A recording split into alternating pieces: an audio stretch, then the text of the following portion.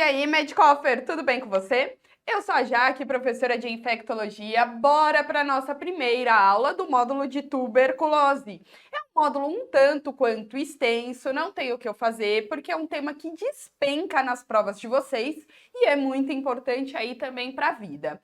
Então, nessa primeira aula, a gente vai abordar aí sobre microbiologia e fisiopatologia, a TB latente tão famosa e a parte de diagnóstico. A parte de tratamento e tuberculose extrapulmonar vão ser abordadas aí em outras aulas do curso, tá bom? Então, começando aqui sobre microbiologia e fisiopatologia. Assim, pessoal, não tem como, vocês têm que ter uma ideia de como as bactérias se organizam, tá bom? Então, assim, no mundo das bactérias, grosseiramente, nós vamos ter as gram-negativas, as gram-positivas e as micobactérias, que são as de nosso interesse aqui na aula. Toda bactéria tem que ter uma membrana celular, porque toda célula tem uma membrana celular, simplesmente assim. Toda bactéria também, para permitir vida livre dela, a gente tem que ter uma parede celular, porque é a parede celular que vai impedir que a bactéria se rompa com o estresse osmótico, tá bom? Acontece que essa parede celular ela é um pouco diferente conforme o tipo de bactéria. Nas gram-negativas ela é bem fininha, nos gram-positivos ela já é um pouco mais robusta e nas micobactérias ela é gigantesca, ela é uma tora, entendeu? Das gram-positivas e gram-negativas eu vou abordar um pouquinho melhor com vocês na aula de antibióticos, tá bom? Agora, das micobactérias, é importante vocês saberem que essa parede celular gigantesca que elas têm é uma parede rica em ácidos micólicos, em lipídios complexos e peptídeos glicanos, tá bom? Mas, ó, se você for olhar, as micobactérias, elas razoavelmente se assemelham aos gram-positivos. Então, por causa disso, muitas vezes elas são até confundidas, tá bom, pessoal? Mas essa parede celular tem uma característica de conferir a elas o que a gente chama de ácido álcool resistentes. Porque quando você faz o processo lá no laboratório para tentar identificar se trata de uma gram-negativa, se trata de uma gram-positiva, acaba que as micobactérias elas não se lavam com ácido álcool. E aí elas ficam assim, essa imagem não dá para ver muito bem, acabou ficando um pouquinho pequena, enfim, mas elas ficam da cor dos gram-positivos, só que como elas não se lavam com ácido álcool, elas acabam sendo ditas ácido álcool resistentes. E essa parede celular aqui, robusta, espessa, rica em ácidos micólicos e lipídios complexos, é o que dificulta a penetração dos antibióticos. E é por causa disso que para tratar a tuberculose a gente tem que fazer um esquema com múltiplos antibióticos e por tempo muito prolongado. Além disso, é importante você saber que quando falamos de micobactérias, estamos falando de todo um universo. Esse universo é genericamente dividido em dois. No complexo hemituberculoses, que aí nós vamos ter 7 principais subespécies, tá bom? E a principal, claro, que é o Mycobacterium tuberculosis. Mas olha só, o Mycobacterium bovis também está aqui e o bacilo de Clement Guerin, que é a BCG, também está aqui. E é por causa disso que a vacina de BCG, apesar de não ser do Mycobacterium tuberculosis, funciona porque pertence ao mesmo complexo, ok? Mas existe uma infinidade de bactérias não tuberculosas, que são as ditas as MNTs, que aí a gente vai dividir o mundo delas de crescimento rápido, crescimento lento, tem umas que acometem mais pele, as que acometem o pulmão, como o Mycobacterium avium. Enfim, não vou entrar nesses detalhes aqui, porque senão a aula vai ficar realmente gigantesca. E outra informação que eu já queria introduzir aqui para vocês é que as micobactérias elas são intracelulares facultativas, ou seja, elas podem viver dentro dos macrófagos, mas elas podem viver fora também. E quando nós falamos de infecções por tuberculose, é muito famoso aí o acometimento por cavernas. As cavernas, pessoal, é uma destruição do parênquima pulmonar em zonas de alta pressão de oxigênio, que são os ambientes ideais para essas micobactérias se proliferarem. Mas elas também podem existir nos granulomas e até mesmo dentro dos macrófagos. Dentro dos macrófagos é exatamente o grande problema da tuberculose latente. Calma, fica tranquilo, eu vou explicar direitinho aqui ao longo da aula. Mas eu queria que também vocês tivessem esse conceito, por causa, além da parede celular ser muito espessa, a existência de subpopulações, tanto extra quanto intracelulares, é que faz com que tratar tuberculose seja um porre, ok? Bom, olha só essa questão que caiu agora no IANSP em 2024. Para dar uma lida que eu já vou responder ela no próximo slide, porque ela é uma questão bastante genérica, ela é uma questão bem ampla, tá bom? Bom, justamente então a afirmação A, vamos dar uma lida aqui nela? Ó, a TB pode ser causada por qualquer uma das 7 espécies que integram o complexo hemituberculoses, gostei bastante. São bacilos ácidos álcool resistentes, sim, aeróbios, sim, com parede celular rica em lipídios, exatamente, e é o que confere baixa permeabilidade e reduz a efetividade da maioria dos antibióticos. Corretíssima, pessoal. Olha só a afirmação B. O termo bacilífero refere-se a pessoas com tuberculose pulmonar ou laríngea. Gostei. Que tem baciloscopia negativa? Não, né? Espero que não. Enfim.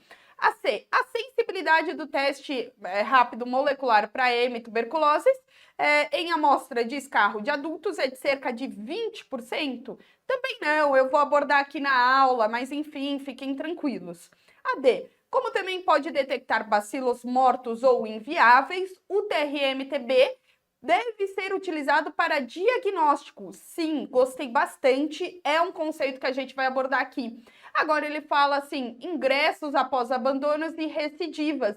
Recidivas não, pessoal, se detecta bacilo morto, você não tem segurança de que aquilo se trate de uma recidiva. Calma, vou abordar aqui na aula também.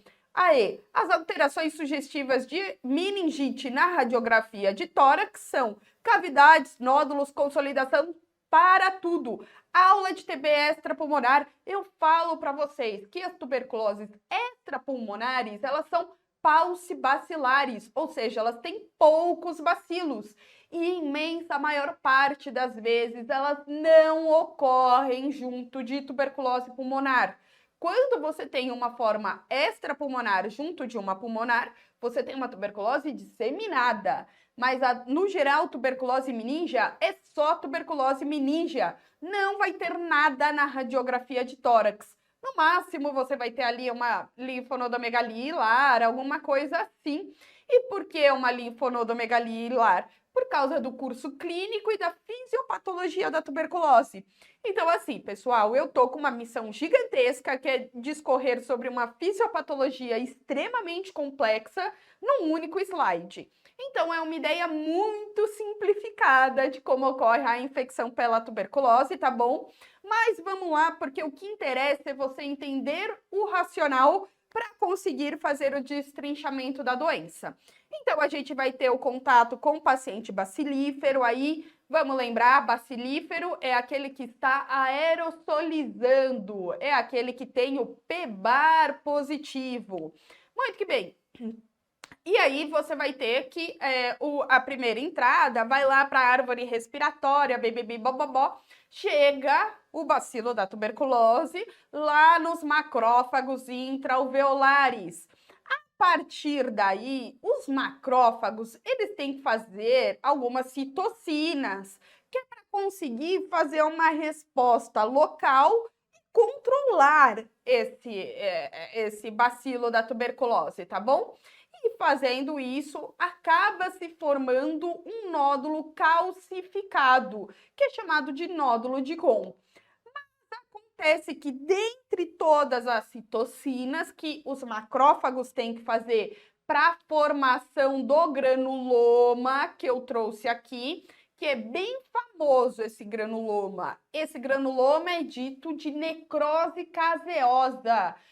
Por que caseosa? Porque forma como se fosse um queijo caseoso que na macroscopia é vista dessa forma, com essa aparência esbranquiçada. Bom, mas dentre todas todas as citocinas importantes dos macrófagos fazerem para fazer esse granuloma com necrose caseosa, a mais importante é, de longe, o TNF-alfa. E é por isso que toda e qualquer questão envolvendo um usuário de anti-TNF-alfa, até que se prove o contrário, aquela questão fala de tuberculose, ok? Bom, mas então, beleza, os macrófagos que fazem o anti-TNF-alfa controlam e fazem o granuloma com necrose caseosa. Agora, se você não tem macrófagos bons para fazer esse anti-TNF-alfa, você não vai fazer o granuloma. Então, a resposta da tuberculose depende da imunidade celular do seu paciente, tá bom? Bom, mas então aqui, fora essa digressão de patologia e de anti-TNF-alfa, a partir do momento em que o bacilo teve lá contato com os macrófagos intraalveolares, a gente vai ter que eles param nos linfonodos perilares. E é por causa disso que muitas vezes na radiografia de tórax você vai ver uma linfonodomegalia perilar. A partir disso, há 3 destinos possíveis para a tuberculose, tá bom? De maneira muito genérica. O seu sistema imune manda muito bem, mata todos esses bacilos com que ele entrou em contato e você fica simplesmente com um nódulo calcificado ali em alguma região do seu pulmão, às vezes nem isso, tá? Outra situação que pode decorrer é que o seu sistema imune não mande muito bem e que você evolua rapidamente para uma disseminação por via hematogênica. Isso muitas vezes acontece na criança, tá bom? Que tem o primeiro contato ali com o paciente bacilífero intradomiciliar, ou seja, alta carga de exposição. Mas nada impede que isso aconteça com adulto, só quero dizer que é mais frequente na criança. Bom, esses são 2 dos 3 destinos possíveis. Mas o que mais nos preocupa aqui para esta aula tuberculose de adultos é a latência. A latência, ela acontece quando o seu sistema imune nem manda tão bem assim de matar os bacilos, mas não manda tão mal assim de deixar eles se disseminarem. O que acontece é que na latência clínica existem bacilos que ficam viáveis dentro dos macrófagos. E isso nos preocupa para casos de reativação. E quem eu tenho medo que reative? Pessoas que vivem com HIV, porque tuberculose é a principal causa de morte em pacientes que vivem com HIV no mundo inteiro, ok? Então, eu vou ter medo que eles reativem, eu vou ter medo que usuários de anti-TNF reativem e usuários de corticosteroides também. E é por causa disso que, principalmente para essas populações, eu vou indicar o screening de tuberculose latente. Calma, a gente vai falar tudo sobre isso aqui ao longo da aula, tá bom? Mas, na população adulta em geral, a imensa maior parte dos casos de tuberculose pulmonar não é por reativação de uma latência clínica. E é por causa disso que na população adulta em geral, a gente não faz o screening de tuberculose latente. No geral, em pacientes adultos, a tuberculose pulmonar se faz simplesmente por um caso de uma reinfecção, um novo contato, tá bom? Bom, olha só essa questão aqui que caiu na Unesp em 2023. Homem, 50 anos, hipertenso, foi encontrado em óbito. E aí, beleza, foi feita uma autópsia para identificar o que aconteceu e tinham lesões esbranquiçadas em parênquima pulmonar com linfonodo hilar. Pessoal, eu não quero nem saber. Lesões esbranquiçadas, isso é uma tuberculose e faz uma necrose caseosa, por isso que fica esbranquiçada, porque parece o queijo caseoso lá, tá bom? Com os furinhos, tá? E qual o fator de risco que ele tinha para ter tuberculose? Ser brasileiro. Ponto final. Ser brasileiro é suficiente para você poder desenvolver tuberculose. Bom, bora para a próxima parte da aula agora discutir a tal da tuberculose latente. Então, já expliquei para vocês que o grande problema da tuberculose latente são os bacilos intramacrofágicos que permanecem viáveis. E assim, eles são de baixíssima replicação. Por quê? Porque dentro dos macrófagos não é o ambiente ideal para a tuberculose se proliferar. Ela se prolifera melhor nas cavernas, que tem um ambiente ideal, dentro dos granulomas e dentro dos macrófagos, ela não consegue se proliferar, mas ela consegue existir em viabilidade.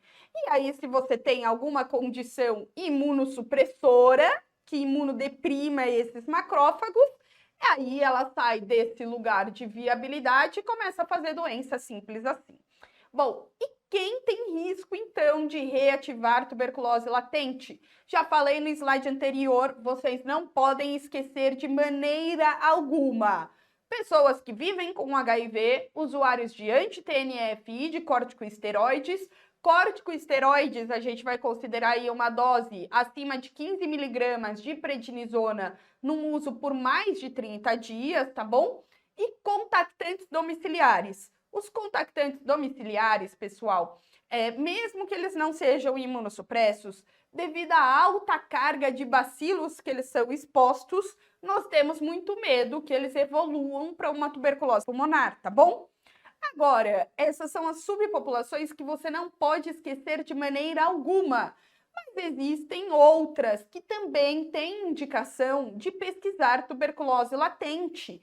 Vamos dar uma olhadinha aqui, olha só. Pessoas com alteração radiológica fibrótica sugestivas de sequela de TB.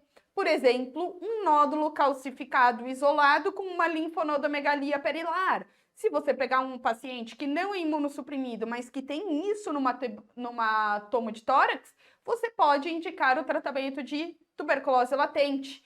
Pré-transplante, pacientes com silicose, pacientes com neoplasias de cabeça e pescoço, pacientes com insuficiência renal em diálise ou pré-diálise, a gente já indica também, tá bom? Pacientes com diabetes mellitus. Quantos pacientes com diabetes mellitus de vocês, até hoje vocês solicitaram PPD? Pois bem, deveriam, tá bom? Pacientes com calcificação isolada e profissionais de saúde ou que trabalham no sistema prisional, tá? Todas essas subpopulações têm indicação de screening de tuberculose latente, mas principalmente as que mais aparecem em provas aí para vocês são essas daqui que eu deixei em destaque, tá? Agora, como que nós vamos fazer essa avaliação de tuberculose latente? Existem dois métodos, o PPD e o IGRA. Quando nós falamos de PPD, é bastante frequente as provas de cobrarem os pontos de corte.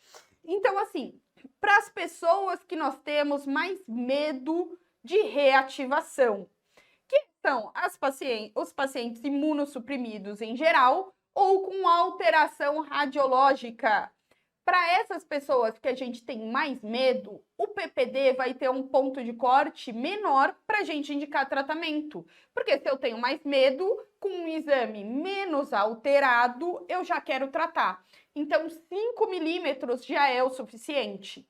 Agora, para as pessoas que eu tenho medo, mas que eu não tenho tanto medo assim, o ponto de corte pode ser mais alto.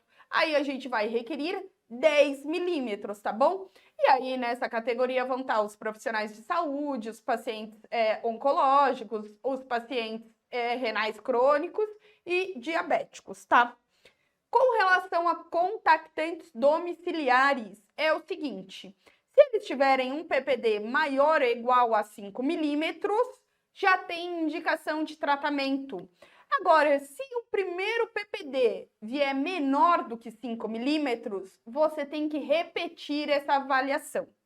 Por quê, pessoal? Porque o que acontece? O PPD, basicamente, você vai lá no antebraço da pessoa e injeta na intraderme dela antígenos. E aí você tem que fazer a leitura do PPD depois de 72 horas. Por quê? porque é uma reação de hipersensibilidade tardia do tipo 4, que eu não vou entrar aqui nos detalhes, porque senão a aula fica gigantesca e vocês veem isso na parte de imuno. Mas fato é que demora um pouco para os seus macrófagos intradérmicos serem sensibilizados. Então, um PPD num contactante domiciliar inicial abaixo de 5 não quer dizer que ele não tenha risco de reativar. Tem que ser reavaliado para ver se só não deu tempo daquele PPD ficar positivo. E como é que você faz essa reavaliação? Em 8 semanas, você repete o PPD no seu contactante domiciliar. E aí você tem que ter um incremento de 10 milímetros. Não é ser acima de 10, é aumentar em 10 milímetros. Então, se o inicial era de 3 milímetros, o seguinte tem que ser no mínimo de 13. Se for de 13, irei indicar o tratamento. Se for de 10, aumentou só 7, não está indicado o tratamento, tá bom? Muito que bem. Agora, acontece que o PPD, existem algumas situações em que ele pode ser falso negativo. Ele tem uma alta especificidade, então falso positivo ele praticamente não é. Agora, ele tem uma sensibilidade de 77%. Isso quer dizer que em até 20% dos pacientes, ele pode ser um falso negativo. Isso acontece principalmente em pacientes imunossupressos e é por causa disso que a gente vai indicar o IGRA. O IGRA, pessoal, desculpa, o IGRA, ele é a liberação de interferon gama por linfócitos sensibilizados. O IGRA, ele é um pouco mais sensível para ser utilizado em pacientes imunossupressos e nessas outras condições aqui que você tem mais chances de ter falsos negativos do PPD, como tuberculose aí grave ou disseminada, uma imunossupressão avançada, um paciente neoplásico ou até mesmo um paciente idoso, ok? O idoso ele tem uma imunossenescência bem marcante. Então, nessas subpopulações é mais indicado fazer o IGRA. Qual é a pegada do IGRA? Basicamente, você vai lá no sangue da pessoa e estimula os linfócitos dela com antígenos do complexo M tuberculoses e mede quanto que eles liberaram de interferon gama. É isso. Isso dá para ser feito numa única visita. Então lembra, o PPD você tem que ir fazer a aplicação e voltar 72 horas depois para fazer a leitura. O IGRA você faz em um momento único. Acontece que o IGRA é um pouco mais caro, mas este ano que passou, de 2023, nós passamos sim a ter o IGRA disponível na UBS. Então, é importante vocês saberem as indicações do IGRA. Não é indicado para toda e qualquer pessoa. Por quê? Porque ele é mais caro.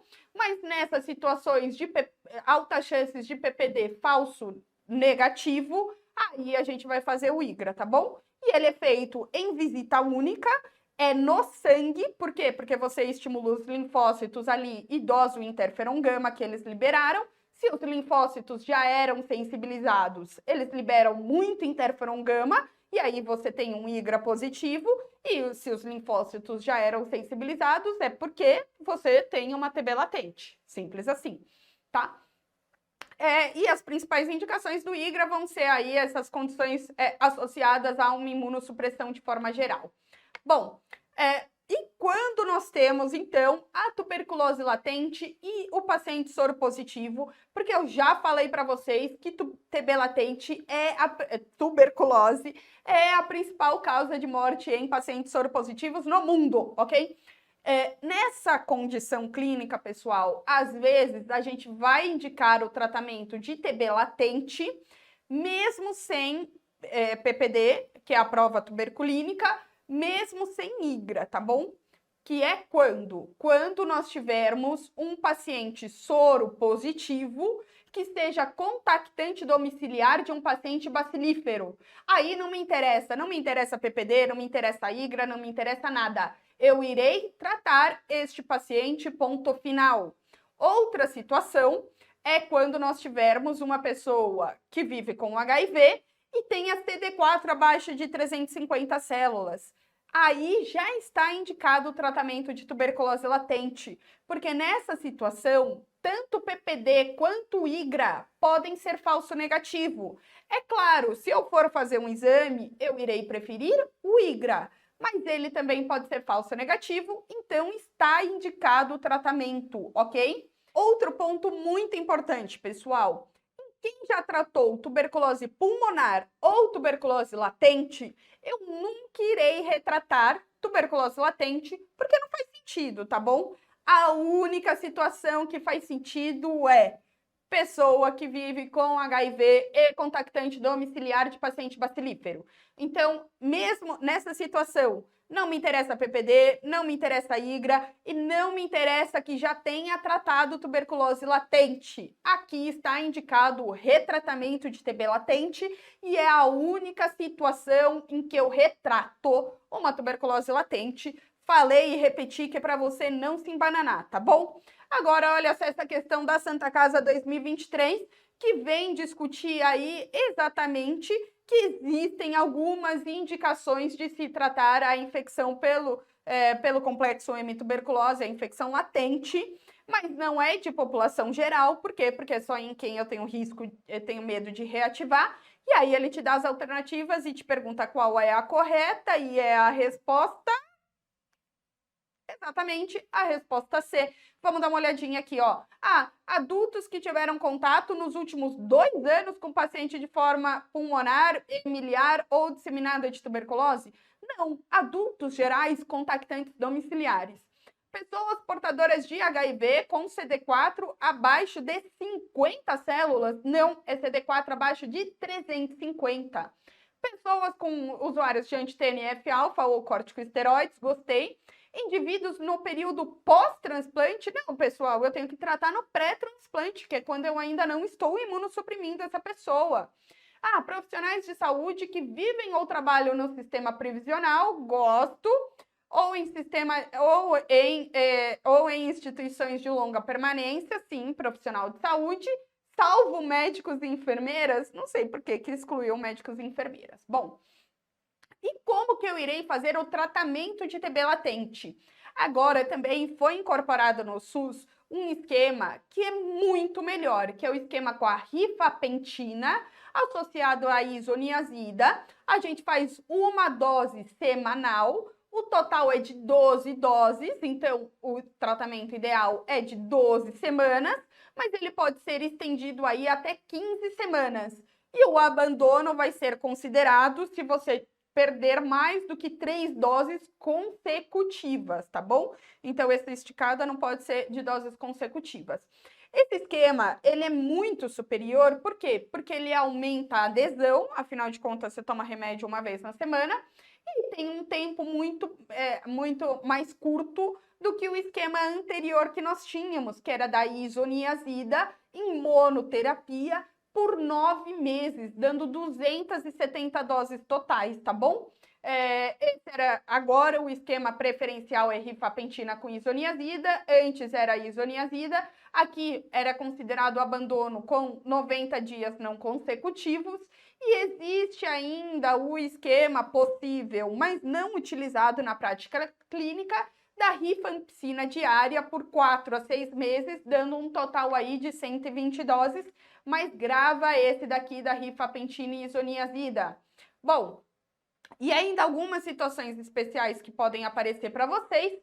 Em gestantes, a gente vai tratar a tuberculose latente após o parto, tá bom?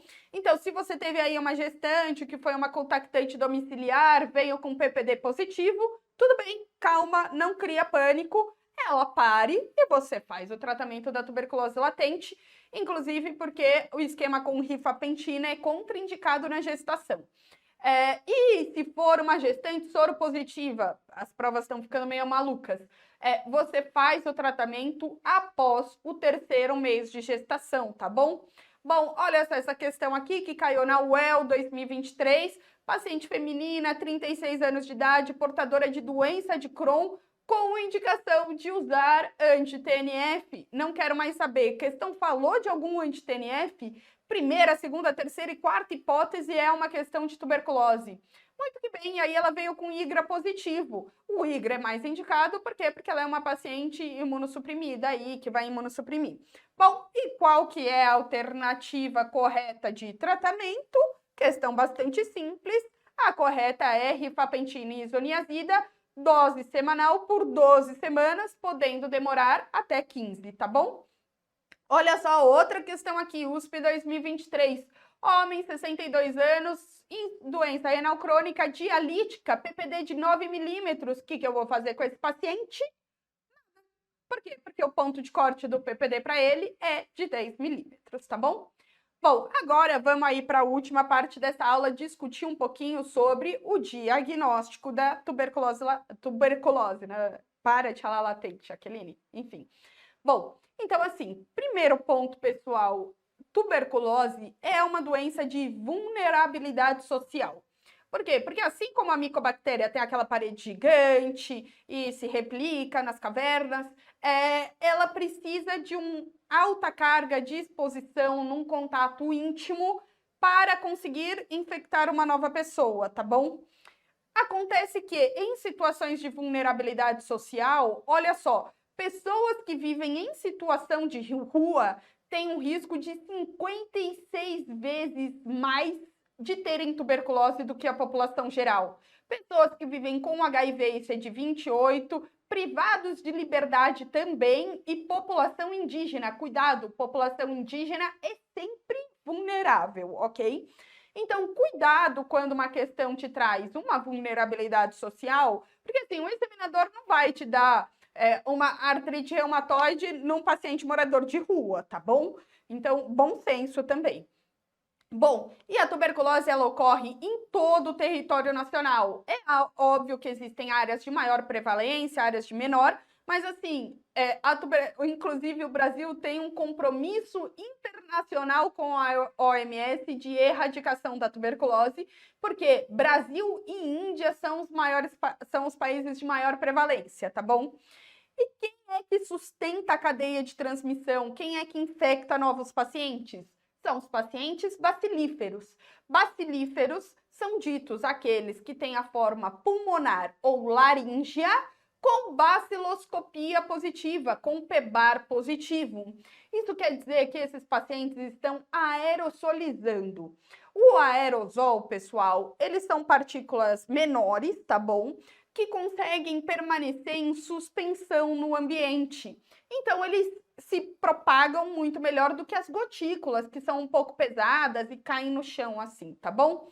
E quais são as doenças que se transmitem por aerosol? Sarampo, varicela, a prima infecção, ou o zóster disseminado e a tuberculose. Então, esses pacientes você tem que deixar em isolamento aerosol, simples assim, tá bom?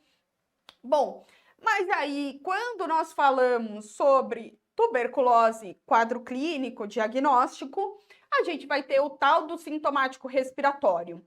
É o seguinte, por ser uma doença de alta prevalência em território nacional, o nosso critério de sintomático respiratório tem que ser muito amplo. Por quê? Porque antes você investigar alguém para tuberculose que não seja, do que deixar de investigar alguém que era, tá bom? Então, sintomático respiratório é um critério temporal. É simplesmente toda e qualquer tosse por mais de 3 semanas. Ah, e aí existem uma infinidade de causas de tosse crônica. Ok, mas devido à alta prevalência de tuberculose, toda e qualquer tosse por mais de 3 semanas tem que ser investigada para tuberculose. Agora, e nas populações que têm alto risco? Nessa galera que tem 56 vezes mais chance de ter tuberculose, para essas subpopulações, nem esse critério de temporalidade conta. Toda e qualquer tosse em população de risco já deve ser investigada para tuberculose, como população de rua, pessoas que moram em albergues, comunidades terapêuticas, indígenas, profissionais de saúde, contactantes de tuberculose pulmonar ou pessoas que vivem com HIV. Olha só, aqui qualquer tosse de qualquer duração já merece ser investigada e não vai respeitar esse critério de temporalidade de 3 semanas do sintomático respiratório. Bom, e quando nós falamos de sintomas na tuberculose, a gente vai ter aí os sintomas clássicos, que vai ser aquela tosse, perda de peso, febre vespertina, sudorese noturna, escarro hemopitoico, tá? Que é um quadro clássico que vocês veem em absolutamente muitas questões e na vida. Acontece que existem uma infinidade de sintomas não clássicos, inclusive porque a tuberculose mais comumente acomete o pulmão, mas ela pode acometer qualquer órgão ou sistema. Então, assim, devido à alta prevalência, a gente tem que ter um baixo limiar para suspeita clínica. Então, cuidado com pessoas com epidemiologia positiva, meio que independentemente dos sintomas que elas apresentem, seja sintomas clássicos ou sintomas não clássicos. Se o examinador te der, por exemplo, um abdômen agudo aí obstrutivo em um paciente morador de rua, cuidado com a tuberculose, tá bom? Cuidado. E se ele te der uma febre de origem indeterminada aí num paciente indígena, cuidado com a tuberculose, tá? Se ele te der um sinal neurológico focal, uma espondilodicite em um paciente aí, morador de um albergue, qualquer coisa assim, cuidado com a tal da tuberculose, tá? Bom, agora chegando na parte de diagnóstico. Quando a gente fala sobre diagnóstico, a gente tem um tripé. O diagnóstico confirmatório, tá bom? É um tripé. É o PEBAR, é o GeneXpert, que é o teste rápido molecular, e são as culturas. Então, assim, o PEBAR, pessoal, ele é basicamente um exame de microscópio, tá bom? E ele é que vai definir se o paciente é bacilífero ou não. Só que, assim, é muito difícil escarrar. Escarrar não é cuspir, escarrar é puxar da sua alma o catarro e botar para fora, tá bom? A gente sempre faz a coleta de 2 amostras, o primeiro escarro da manhã. Por quê? Porque o paciente passou a noite inteira lá dormindo, tem maior a chance de você conseguir detectar o bacilo quando ele está ali acumulado, tá bom? O GeneXpert, pessoal, ele é um teste rápido molecular. Por ser uma técnica molecular, ela é mais cara, só que ela é mais sensível, ela é mais específica e ela é feita beira-leito. Acontece que o GeneXpert só detecta o complexo M tuberculosis. Não serve para micobactérias não tuberculosas, tá bom? Bom, de pontos positivos de cada um deles. A gente vai ter que o PEBAR ele é de fácil execução, porque é só você pegar o catarro do seu paciente, botar na lâmina e olhar no microscópio, tá bom? E detecta os casos bacilíferos e com ele é que nós conseguimos fazer o controle de cura. Já o GeneXpert, pessoal, ele é tão sensível para detectar material genético, mas tão sensível que ele detecta material genético, inclusive morto.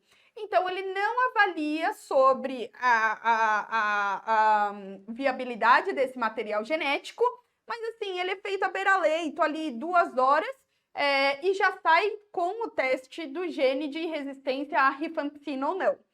E a cultura de ponto positivo dela, ela é a única que permite o teste de sensibilidade aos antimicrobianos.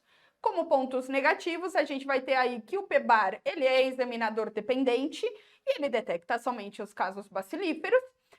O GeneXpert era isso que eu já estava mencionando anteriormente, que ele detecta material genético morto, então ele não versa sobre a viabilidade desse material genético, não dá para a gente usar em casos de reinfecção, porque pode ser só material genético da infecção anterior, e ele detecta somente casos de MNT.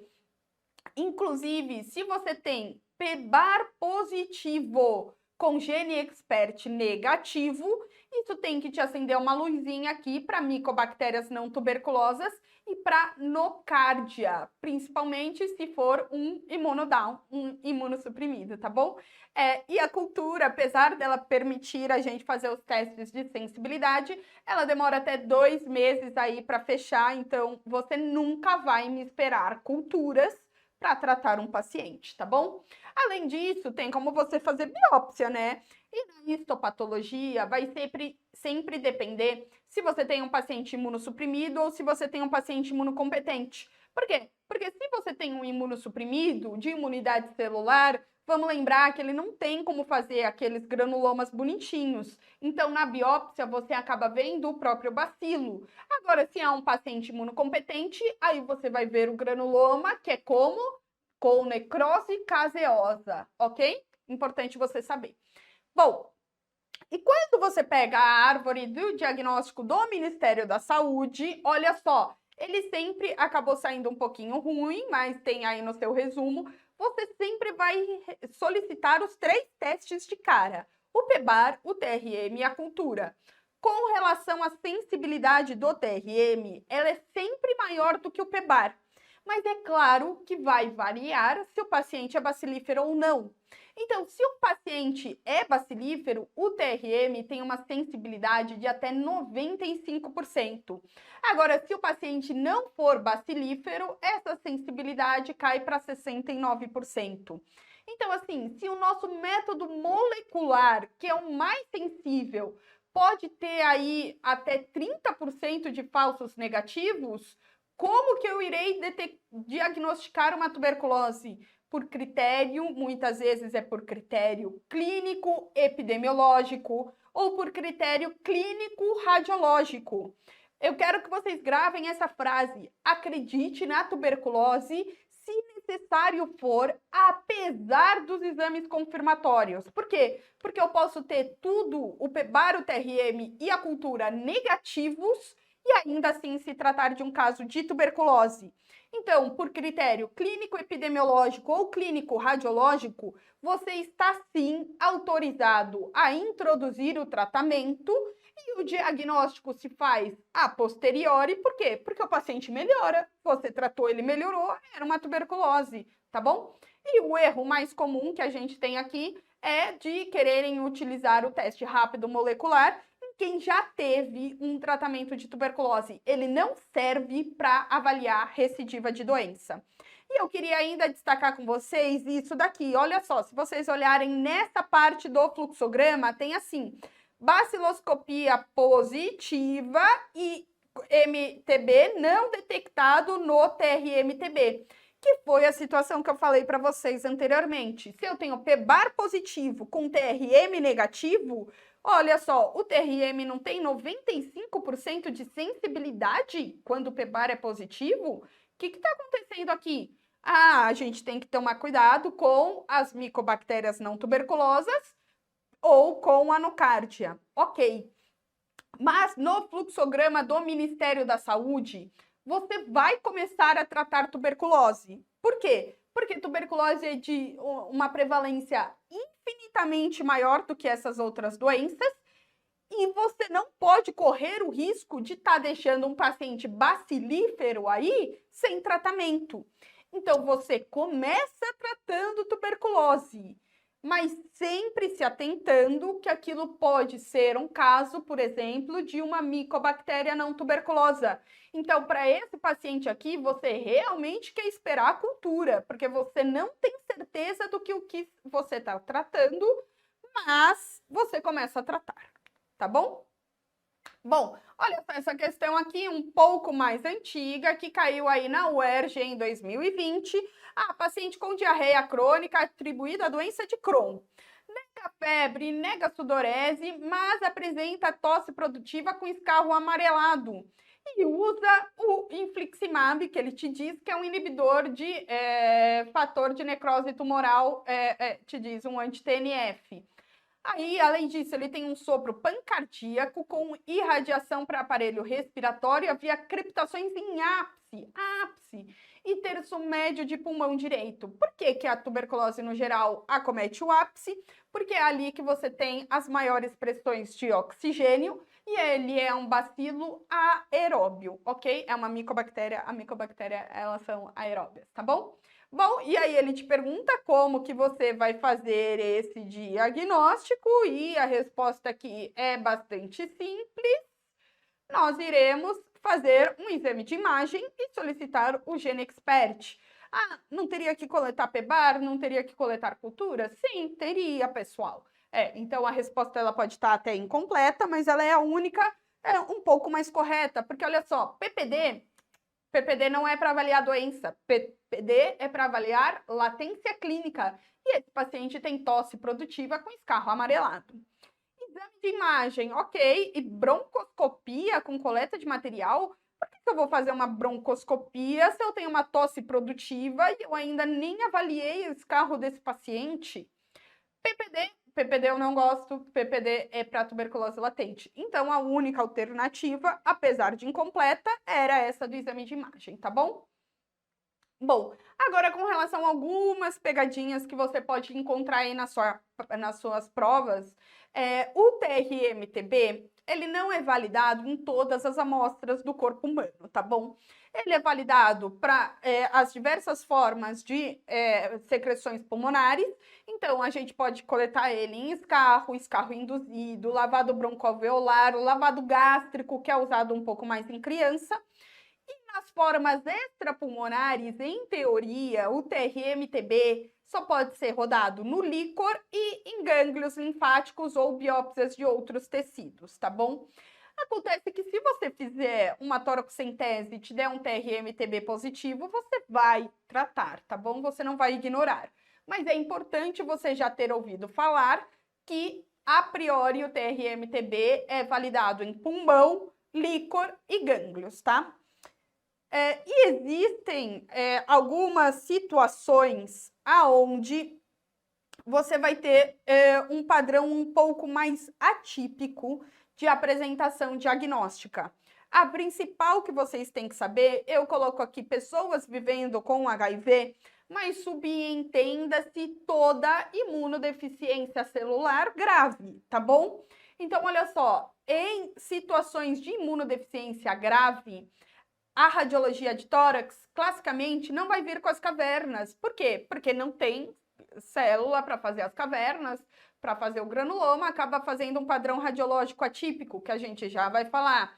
Agora, olha só, a apresentação extrapulmonar é muito mais frequente. A baciloscopia de escarro aqui é frequentemente negativa. Por que frequentemente negativa? Porque mais frequentemente o paciente faz a tuberculose extrapulmonar, faz forma disseminada. A baciloscopia do tecido, conforme já falei, é frequentemente positiva. Hemocultura, eles colocam como frequentemente positiva, assim, forçou a barra, tá bom? Nunca uma hemocultura é frequentemente positiva numa tuberculose, ainda que disseminada, mas não vou brigar. O PPD, olha só, prova tuberculínica, frequentemente negativa. Sim, falso negativo, mas indicado é o IGRA. E na histopatologia, a gente não faz os granulomas típicos, tá bom? E outra coisa que eu queria mencionar sobre o diagnóstico é uma nova ferramenta que foi incorporado ao SUS, que é o LAN, que é o Lateral Flow de lipoaramicrobiano, enfim, não vou lembrar o nome, desculpa, tá? Mas o que que acontece? Basicamente, é um teste urinário, como se fosse tipo um teste de gravidez, tá bom? Que em 30 minutos ele consegue detectar na urina os antígenos de tuberculose.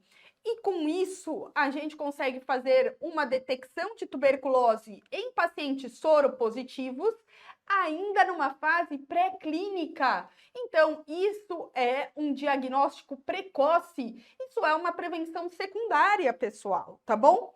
E quando que nós vamos indicar a realização do lateral flow para pacientes soropositivos? Bom, todo paciente soropositivo gravemente doente, e gravemente doente, subentenda-se qualquer infecção oportunista.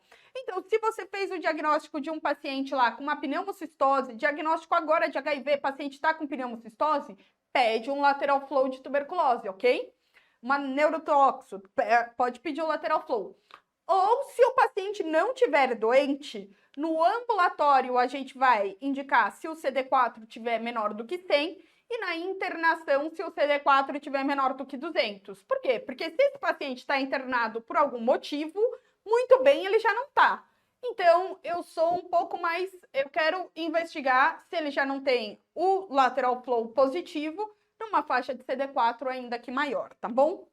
Bom, E com relação aos achados radiológicos, a gente vai ter a apresentação típica e a apresentação atípica. A apresentação típica é frequentemente mais em ápices pulmonares, pode aparecer como uma atelectasia, tá bom? Se você der uma olhadinha aqui com carinho, você pode até ver os contorninhos de uma caverna. Mas fato é que as cavernas em atividade de tuberculose, elas têm a parede espessa, a parede delas é robusta, tem uma sujeira ao redor dessa caverna, que no geral vai aparecer aí ou como um vidro fosco periférico ou como micronódulos do lado. Então isso daqui é uma caverna em atividade, tá bom? Agora, na apresentação atípica, a gente vai ter aí outras formas, ó. Pode aparecer numa forma mais consolidativa, nada te impede. Isso tudo aqui são pacientes que eu tive com tuberculose, tá bom?